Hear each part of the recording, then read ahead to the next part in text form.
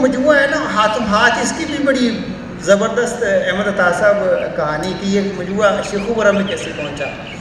یعنی وہ مجموعہ انہوں نے ضیاء الحسن صاحب کے نام لکھا ہوا تھا. ضیاء الحسن صاحب سے سعود عثمانی، سعود عثمانی سے شاہین عباس، اور شاہین عباس سے ارشد نعیم، اور میرے سے مجموعہ یہ سیالکوٹ میں شاہد ذکی صاحب کے پاس پہنچا یہ مجموعہ. اور یہ اس میں ایک ایسا اس مجموعے کے اندر مختصر سا مجموعہ ہے، 50-55 کے قریب اس کے غزلیں ہیں، لیکن ایسے ایسے ان کے اشعار. اور سب سے جو اہم چیز اس میں ہمیں متاثر کن اکبر معصوم کے ہاں نظر آتی ہے کہ اکبر معصوم کے ہاں ایک انفرادیت، ان کا ایک اسلوب جو ہے وہ اس پہلے مجموعے کے اندر مکمل طور پر ہمیں نظر آتا ہے. اور وہ ان خوش قسمت شعراء میں سے اکبر معصوم تھے کہ جن کو اپنے اسلوب کی دریافت کے لیے، اسلوب کی تشکیل کے لیے انہیں کوئی پاپڑ نہیں بیلنے پڑے. یعنی وہ فطری طور پر شاعر تھے اور اپنا لہجہ لے کے آئے تھے، اور وہ پہلے دن سے ہی ان کا لہجہ جو ہے وہ انفرادیت اس کی نظر آتی تھی. تو اکبر معصوم صاحب کی شاعری جو ہے، میں اس کو اگر چند الفاظ میں ان تجربات کو بیان کرنا چاہوں تو میں کہہ سکتا ہوں کہ ہمارے ہاں جو شاعری نظر آتی ہے ایک مشاہداتی شاعری ہے کہ انسان جیسے کسی ڈوبتے ہوئے کو دیکھتا ہے ساحل سے کھڑے ہو کر کے، تو وہ اس کا جو کرب ہے اس کو اس طرح سے محسوس نہیں کر سکتا. تو ہمارے یہاں اکثر شاعری جو ہے نا اسی مشاہدے کی بنیاد پر کی جانے والی شاعری ہے. لیکن اکبر معصوم کی شاعری ایسے ہے کہ جیسے ڈوبتے ہوا انسان خود جو جس تجربے سے گزر رہا ہے وہ اسی تجربے کو انہوں نے بیان کیا ہے. یعنی وہ حقیقی تجربہ اس کے اندر ہمیں نظر آتا ہے. ایک تخلیقی علاؤ اور ایک تخلیقی حدت جو ایک بڑے شاعر کے ہاں موجود ہوتی ہے وہ اکبر معصوم صاحب کے ہاں موجود ہے. میں ایک اور چیز کوٹ کرنا چاہوں گا کہ فیض صاحب سے کسی نے دریافت کیا کہ آپ کے نزدیک اچھی شاعری کیا ہوتی ہے. تو اچھی شاعری کے بارے میں فیض صاحب نے چند الفاظ میں بیان کیا، اور کیسی خوبصورت بات کی کہ انہوں نے فرمایا کہ جی اچھی شاعری وہ ہوتی جو تازہ ہونی چاہیے، اس میں تازگی ہونی چاہیے. اب تازگی کا معاملہ بھی بڑا عجیب و غریب ہے.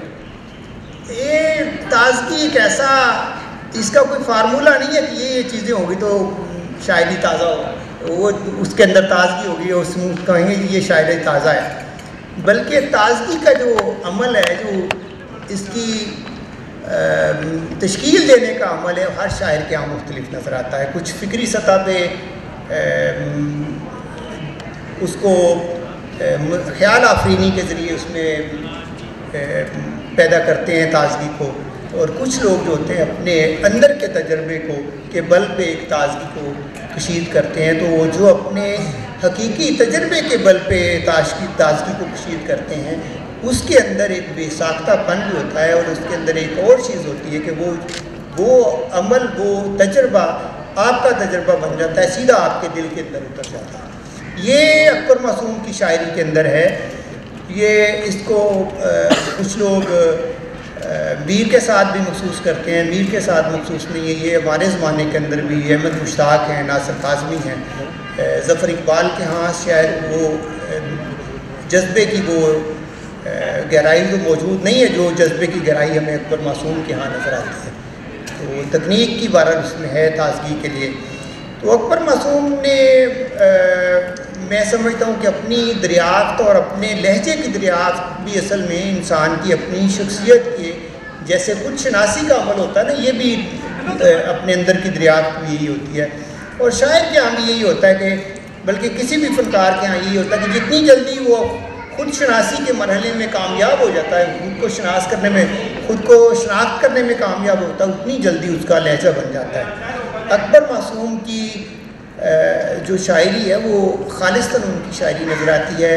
ہمارے نوجوانوں نے بھی اس سے استفادہ کیا ہے، لیکن ظاہر ہے کہ وہ چیز جو ہے بعد میں آنے والے لوگوں میں ذوالفقار عادل کے ہاں مجھے اور کاشف حسین غائر کے ہاں ہمیں اکبر معصوم کے اثرات نظر آتے ہیں. تو ان کے کچھ اشعار میں آپ کو پیش کروں تاکہ میں جو بات کر رہا ہوں وہ اس کی دلیل بھی آپ کے سامنے ہو. ان کے پہلے مجموعے میں سے وہ اشعار جو مجھے بغیر کسی تردد کے جو مجھے یاد ہو گئے وہ آپ کو میں پیش کرتا ہوں. یہ غزل تو بڑی اچھی مجھے بڑی پسند تھی. کافی عرصہ تک میں اس کو بار بار پڑھتا رہا اس غزل کو کہ اب مجھ سے تیرا بوجھ اٹھایا نہیں جاتا, اب مجھ سے تیرا بوجھ اٹھایا نہیں جاتا, لیکن یہ میرا عجز ہے, انکار نہیں ہے. اب مجھ سے تیرا بوجھ اٹھایا نہیں جاتا, لیکن یہ میرا عجز ہے, انکار نہیں ہے. اور لے تیرے کہے پر میں تجھے چھوڑ رہا ہوں, لے تیرے کہے پر میں تجھے چھوڑ رہا ہوں, اور یہ بھی بتا دوں کہ یہ ایثار نہیں ہے. اور یہ دیکھیے گا کہ خوش ہوں کہ نہ ہونے ہی میں ہے فائدہ میرا, خوش ہوں کہ نہ ہونے ہی میں ہے فائدہ میرا, گرچہ مجھے ہونا کوئی دشوار نہیں ہے. وہ اس طرح کی یہ غزلیں ان کے پہلے مجموعے کے اندر شامل ہیں. تو میں دیکھ رہا تھا کہ ہم جب اردو شاعری کے اس منظرنامے کو دیکھتے ہیں تو وہ شعراء جو آج سے کوئی 40-45 سال پہلے بہت معروف تھے, تو ان کا آموختہ جب ہم دیکھتے ہیں تو وہ چند شعر ان کے کریڈٹ پہ نظر آتے ہیں جو ابھی ان کو زندہ رکھے ہوئے ہیں. تو اگر اس حوالے سے دیکھا جائے تو جو 40 سال پہلے کے کہے ہوئے اکبر معصوم صاحب کے شعر ہیں آج بھی تازہ ہیں, اور ان کے کریڈٹ پہ تو بہت سارے اشعار ہیں.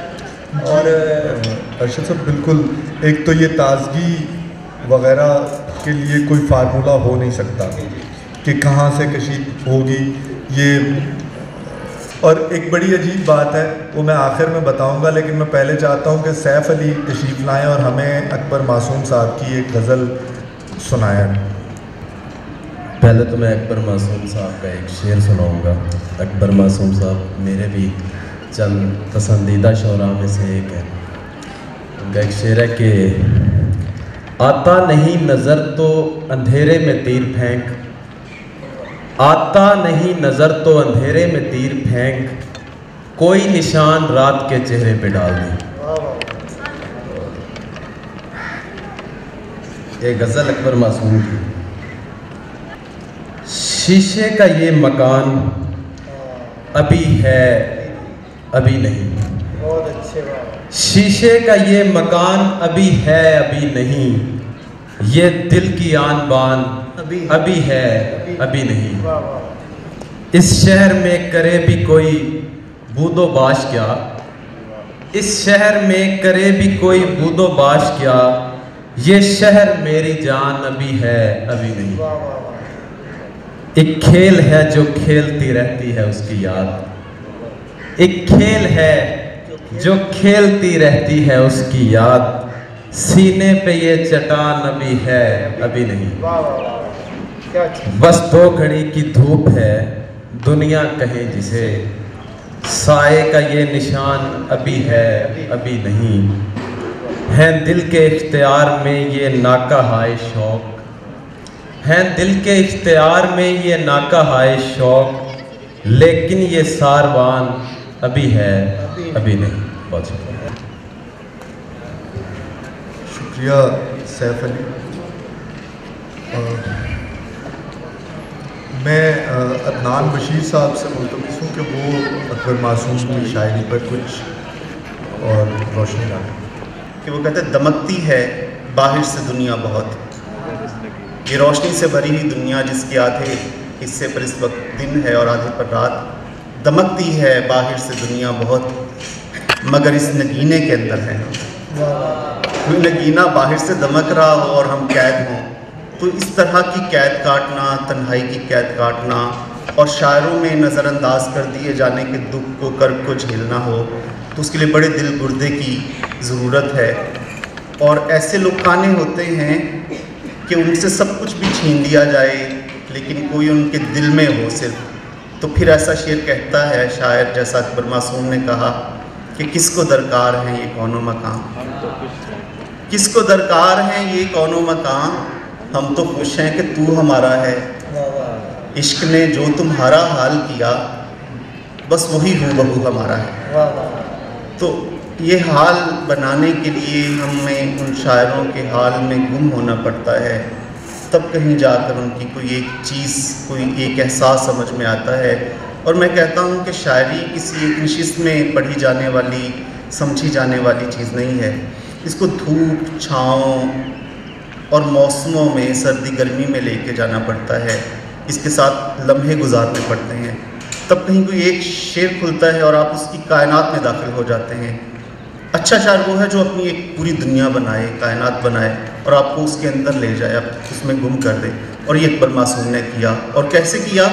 وہ خود کہتے ہیں کہ کر رہا ہوں میں ایک پھول پہ کام، کر رہا ہوں میں ایک پھول پہ کام، روز ایک پنکھڑی بناتا ہوں، روز ایک پنکھڑی بناتا ہوں، مجھ سے شکوا تو ایسے کرتے ہو، شکریہ آپ کا، مجھ سے شکوا تو ایسے کرتے ہو جیسے میں زندگی بناتا ہوں۔ تو یہ شکوا جو بھی ہمارے ان کے قریب تھے تو شکوے آتے ہیں شاعروں کو، جس طرح جان ایلیا نے کہا تھا کہ اپنے اندر سے اب نکل آؤ، گھر میں سامان کی ضرورت ہے۔ عام طور پر گھر سے ہی ایسے شکوے آتے ہیں، مجھ سے شکوا تو احمد عطا کو آ رہے ہیں شکوے، تو وہ موبائل کو بار بار سائلنٹ کر رہے ہیں کہ مجھ سے شکوا تو ایسے کرتے ہو جیسے میں زندگی بناتا ہوں، اور کر رہا ہوں میں ایک پھول پہ کام، روز ایک پنکھڑی بناتا ہوں۔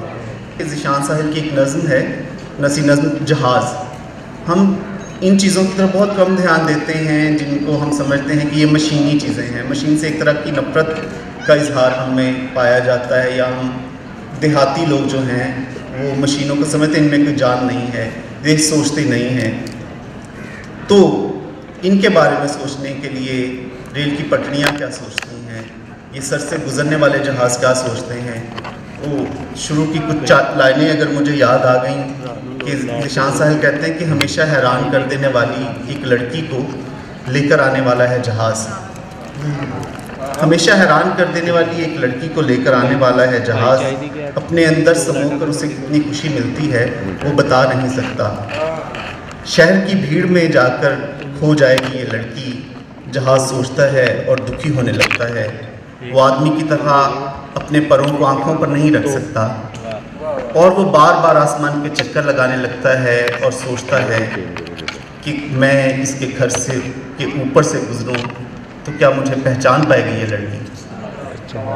ان چیزوں کے بارے میں، مشین کو جاندار کے روپ میں دیکھنے، ریل کی پٹڑیاں کیا سوچتی ہیں، گھاس میں اگے ہوئے پھول کیا سوچتے ہیں، تو ان کے لیے اکبر معصوم سا دل لانا پڑتا ہے، ذیشان ساحل جیسا دل لانا پڑتا ہے، اور کس کس کا نام لیا جائے، زندہ لوگوں کا نام لیتے ہوئے ڈر لگتا ہے، ناراض ہو جاتے ہیں، یا ویسے ہی ہوتا ہے۔ تخلیق کار کو یاد کرنے کا سب سے اچھا طریقہ ہوتا ہے کہ اس کی تخلیق کو دیکھا جائے، پڑھا جائے، اس کو یاد کیا جائے۔ تو یہ دیکھیے کہ ایک کہانی کو بھی بہت سے شعراء نے استعمال کیا ہے، اب بھی ہو رہا ہے، چوپال بھی استعمال ہو رہی ہے کہ رہ جائے گی یہ ساری کہانی یہیں دری، رہ جائے گی یہ ساری کہانی یہیں دری، واہ واہ واہ، ایک روز جب میں اپنے فسانے میں جاؤں گا۔ واہ واہ واہ۔ اور یہ دیکھیے بڑا عجیب و غریب قسم کا شعر ہے کہ منظر دیکھنے والا ہو پر کوئی نہ دیکھنے والا ہو، منظر دیکھنے والا ہو پر کوئی نہ دیکھنے والا ہو، کوئی نہ دیکھنے والا ہو اور دور تلک حیرانی ہو۔ واہ واہ واہ واہ۔ اور اسی غزل کا شعر ہے کہ ایک ستارہ روشن ہو جو کبھی نہ بجھنے والا ہو، ایک ستارہ روشن ہو جو کبھی نہ بجھنے والا ہو، رستہ جانا پہچانا ہو، رات بہت انجانی ہو۔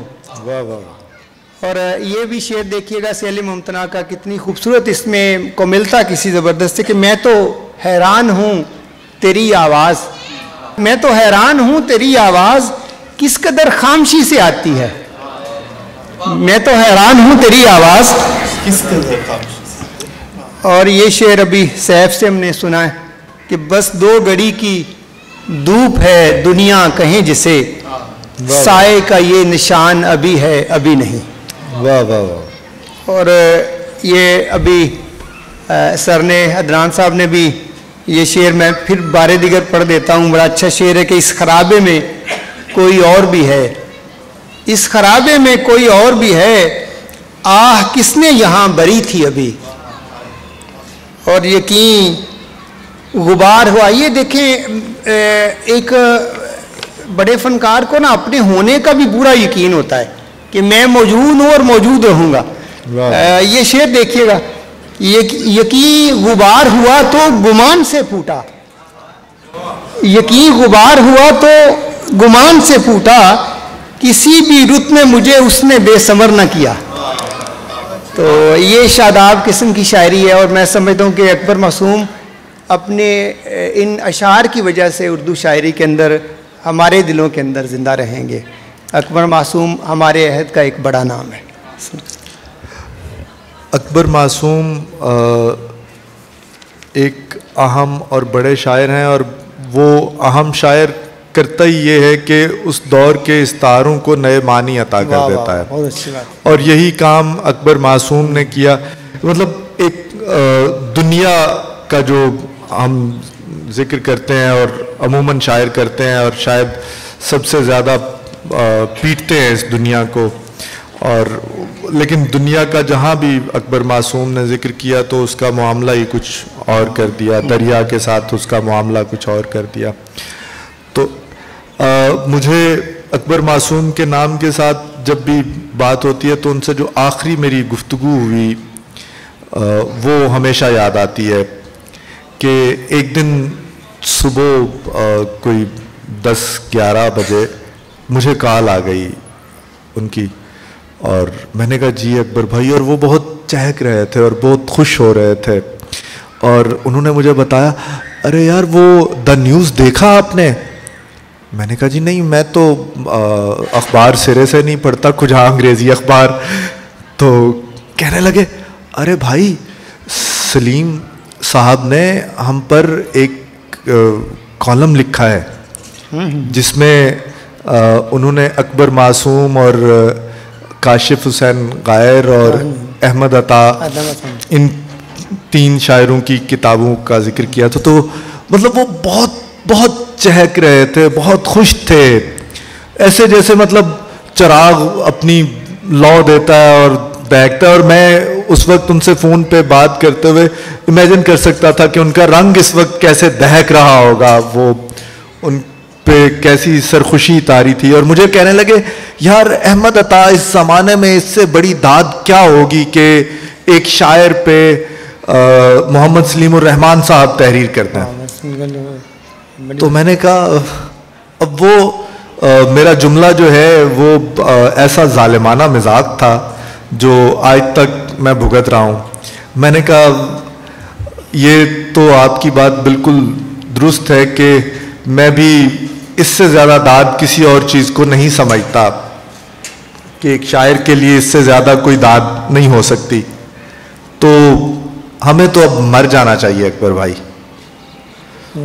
اور ہوا یوں کہ ہفتہ 10 دن بعد میں نے جب بات کرنے کی کوشش کی تو مجھے پتا چلا بات نہیں ہو سکتی, وہ ایڈمٹ ہیں. اور وہ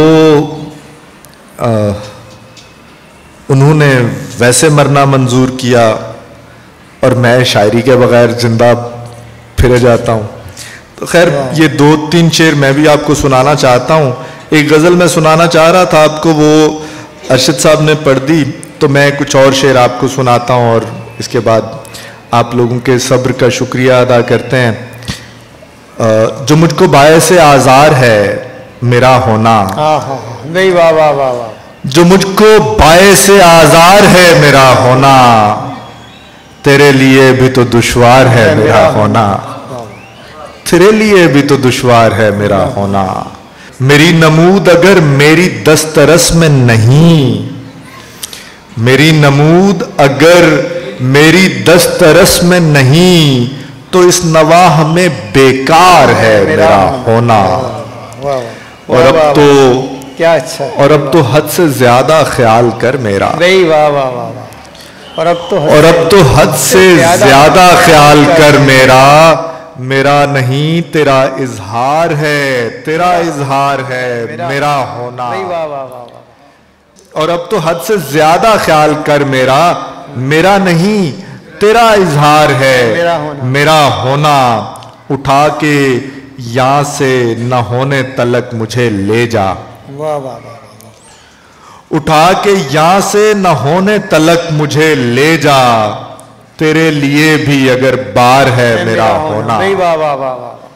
क्या और तेरे सबब से हूँ लेकिन मैं इसलिए भी हूँ, तेरे सबब से हूँ लेकिन मैं इसलिए भी हूँ कि मेरी खाक का असरार है मेरा होना। वाह वाह वाह। आप सब लोगों का, डॉक्टर साजिद निज़ामी साहब का, दाऊद हुसैन साहब का, और हमारे दोस्त शहजाद नैयर साहब का, सैफ अली का, और आप बाकी सब लोगों का बहुत शुक्रिया। अदनान बशीर साहब आपका, अरशद नईम साहब आपका बहुत शुक्रिया। और अकबर मासूम अगर कहीं सुन रहे हों या नहीं सुन रहे तो उन तक कोई पहुंचाने वाला हो तो उन्हें ये ज़रूर वहाँ भी इल्म होना चाहिए कि उनसे मोहब्बत करने वाले लोग और उन्हें याद करने वाले लोग मौजूद हैं। और जब तक उर्दू पढ़ी जाती है, लिखी जाती है, सुनी जाती है, अकबर मासूम को याद किया जाता रहेगा। बहुत शुक्रिया।